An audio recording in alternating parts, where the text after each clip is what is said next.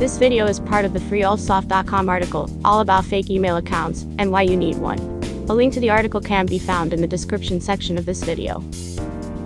In this video, I will show you how to use Mailinator.com's disposable email service to register on a retailer's website to obtain a discount coupon.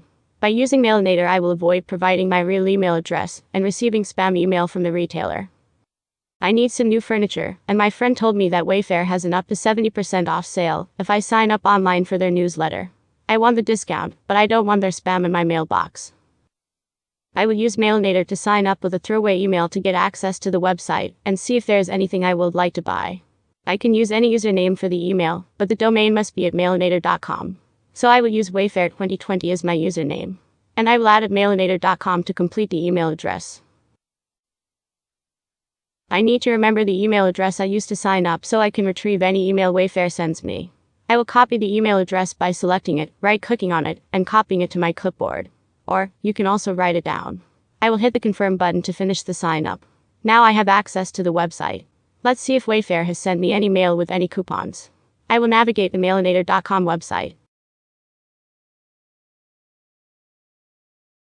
Click the email tab in the menu.